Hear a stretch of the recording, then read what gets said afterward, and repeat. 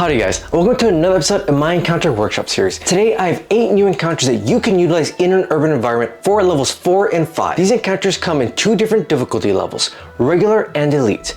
And they already come pre-balanced using my balancing methodology, which you can check out here if you're interested in that. And feel free to check out the timestamps in the description down below to easily navigate to whatever encounters you're looking for. But let's not waste any more time and go ahead and jump into our first regular encounter for level 4. For this encounter, we're going to be using one Debic. Now, I would highly recommend that you utilize the legacy stat block instead of the new stat block, as in spite of the crazy resistances, really gimps its gimmick ability, Possessed Corpse. In the new stat block, the Possessed Corpse ability only gives the Debic 20 temporary HP, and as written, doesn't let it use any of that body's abilities. While the legacy stat block gives it significantly more hit points and lets it use all the abilities of that body, minus class features. But what makes this encounter so much fun and very challenging for your party is the scenario in which you set up for this encounter to play out. But here are 2 examples that you can use. The first one is simple. You have the party attend some type of funeral for a cherished NPC or one of their party members, and then during that funeral, everything gets defiled as the Debic possesses the body, having it rise up out of the coffin and attack the party. Or you can have the party arrive at a haunted funeral home like the game Mortuary Assistant, where it has a variety of corpses available to it that it can possess. Now, in terms of the tactics the Debic will use during this encounter, it will vary greatly depending on what corpses you make available for it to possess. But no matter what corpses you have there, it should be able to utilize them all very effectively, because the Debic has a crazy high intelligence at 16, meaning it can realize what abilities it has in this body, and it can tell which party members are going to be the real problem ones, making its target priority very effective. Plus, it should also be able to deduce which party members are most likely to fail an intelligence saving throw. That way, it can hit them with this Phantasmal Force spell, giving it a respectable amount of extra psychic damage it can do every single round.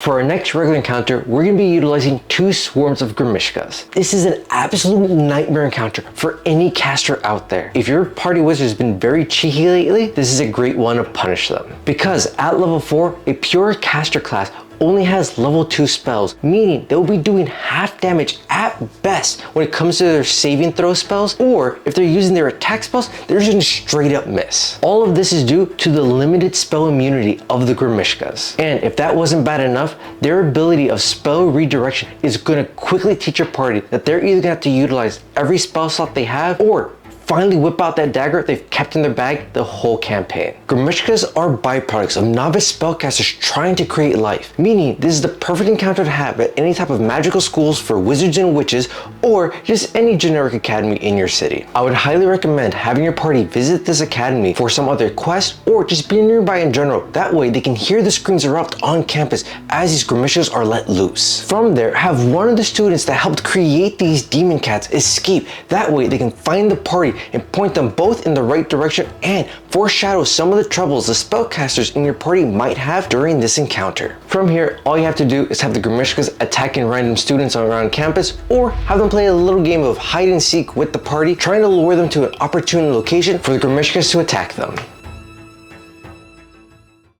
In this first encounter, we're going to be utilizing one Mareji. This is the perfect monster to use in any type of elf village or elf town, as Mareji are essentially corrupted and demonified elves. They are crazy nasty because they have these amazing resistances to both physical and magical damage. And if that wasn't enough, their claw attack has a chance to paralyze a player, making their bite attack automatically crit, which is an automatic kill feature baked right into it. Because with each successful bite attack, it has a chance to reduce your charisma score by 1d4, and if it reduces it down to 0, it's automatic death. No saving throws, do not pass go, straight to the shadow realm. After 24 hours, you'll rise up as a ghoul. So in my opinion, the best way to set up this encounter is to have the Mareji impersonating some type of elf inside of a town that's been laid under siege by a bunch of ghouls and ghasts for many days. That way, when combat eventually does break out, the Mareji has something it can target with its raised ghoul ability. And when it comes to target priority during combat, the Mareji will focus on any elf player first, but if there isn't any, it'll just hit whoever's closest. For this next elite encounter, we're going to be utilizing one Fate Hag and one Warlock of the Archfey. This encounter shouldn't be hostile outright, but can quickly become so under the right circumstances. The next time your party needs information for their quest, have them wander about town until they stumble upon this ominous and creepy fortune teller shop in a back alley somewhere. That's when they'll meet this crazy duo, the Fate Hag and their assistant, the Warlock. Together, this duo will try to help the party out with their next quest, either directly or cryptically, giving them whatever information they can. But you should insinuate very strongly that the price for this information and help isn't something simple like gold, but is instead something much more precious, or some favor that must be paid later on in the future with no questions asked. Kind of like Ursula with Ariel from The Little Mermaid. If the party denies this help or thinks it's a little bit too fishy or the price too high, that's totally fine. Have them hear rumors around the city about how this hag duo helped people out of their dire situations, but that the price they had to pay was quite steep. Depending on how your party reacts to this information, this duo can become some very helpful NPCs for them in the future, or some very powerful allies if they renege on their end of the deal. And should combat eventually break out, the Fate Hag's high wisdom score should make it very easy for her to deduce which players she should prioritize attacking first. With that, she will open up combat by casting Bane on both the casters and one of the melee heavy hitters. That way, should any of them hit her, she can lock them down using her Destiny Curse legendary action, making it so every time they fail a skill check or miss an attack, they get hit by a bunch of damage, quickly draining them of their life. Otherwise, the Fate Hag will just try to keep her distance using her Destined Jaunt, letting her assistant draw the party's attention, selectively using her Tangled Threads ability to help lock down one of the melee players. While the Warlock's goal, on the other hand, is just to keep the Fate Hag safe by whatever means necessary. In spite of them being a Warlock, they don't have Eldritch Blast. Instead, they have two rapier attacks that do a sickening amount of damage. And they even have an advanced version of Vicious Mockery that does 2d8 psychic damage, helping the Destiny Curse absolutely murder someone. The first thing the Warlock is going to do as soon as combat breaks out is cast Hold Monster on who they think is the strongest melee player. That way, they can prevent themselves from being overwhelmed in this fray. But should the Warlock and the Fate Hag both get low on HP, the Warlock is going to do everything they can to get to their Fate Hag and cast Dimension Door, getting them out of there. For our first regular encounter at level 5, we're going to be using 2 Assassin Vines. In this encounter, we're going to be cranking the complexity level all the way down. Super simple. No hidden agendas, no gotchas, just a nice deadly walk through the park or the garden. You can even have these assassin vines growing next to a botanist shop or some type of alchemical lab. This encounter should not be anything too deadly. It's just a very simple encounter to soften up the party for whatever's coming next. But if you're feeling really evil, you could set up this encounter someplace the party might find safe, or somewhere that looks enticing enough for them to rest and try to recover from a previous encounter they had just finished. But regardless of whatever the situation is, these assassin vines won't be chasing the party by any means. They'll only be attacking them if they're nearby. So the first thing they're going to do is one of the assassin vines is going to use his Entangling Vines ability, making it difficult terrain and increasing the chances that the other vine can catch someone with their Constrict ability. And then after that, well, they're just going to be yoinking players about who are foolishly staying close and just try to kill them if they can, or until they get uprooted by the players.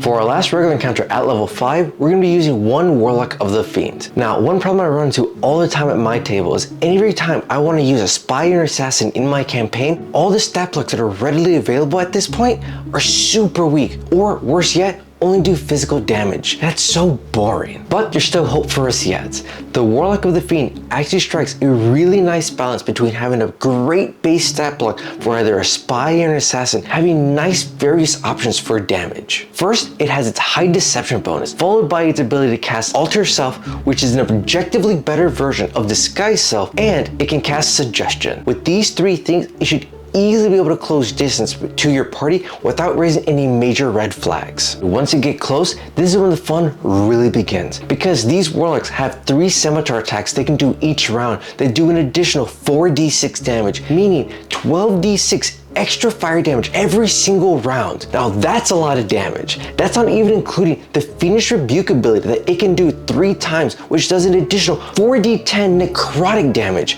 Oh my God, it's sickening how much damage it can do in the first couple rounds of combat. But that's not all. if the party decides to run away or group up, this warlock has a mini fireball ability that you can cast every turn that does a combination of fire and necrotic damage, making running away or keeping a distance not a safe option. But bum rushing this warlock isn't a safe option either, because it can cast plane shift or banishment, which are both charisma saving throw abilities. And with most melee casters having charisma being their dump stat, that means it can outright remove one player for at least 1 or 2 rounds in this encounter. Now go out there and spread these spies out throughout your city.